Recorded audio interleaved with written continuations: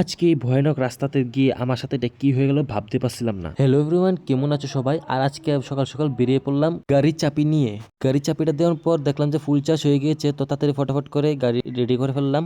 গাড়ির পর্দা মদ্দা সব রেডিমেডি করে নিচ্ছি, কারণ বের হতে হবে গাড়ি নিয়ে। আর গাড়িটা পরিষ্কার করতে হবে, কারণ অনেক লোক উঠে এই গাড়ি পরিষ্কার করতে করতে একটা রিজার্ভ টিপ পাই বললো, তো না আর করতে পারলাম না, তো তাড়াতাড়ি চলে গেলাম রিজার্ভ টিপটা নিতে। আর রিজার্ভ টিপটা হচ্ছে আমাদের বাজারে একটা ক্লায়েন্টের এখানে আসা পড়লাম। আর আসার পর বলতেছে যে কুদ্দুর দাঁড়াও, আমি লুট করে দিচ্ছি গাড়িটা। তো লুট করার পর দেখো যে গাড়িটার এই অবস্থা। তবে চলো চলে যাচ্ছি ক্লায়েন্টের এখানে। লুট করার সময় এমনি দেরি হয়ে গেছে, আর ক্লায়েন্টে বারবার ফোন করছে যে কোথায় আসোস। তারপর বলতেছে যে ঠিক আছে তাড়াতাড়ি চলে আয়। তারপর এখান থেকে পট করে চলে আসলাম ক্লায়েন্টের এখানে। আর আসার পর 4 পেটি আম নামিয়ে দিলাম এই জায়গাতে।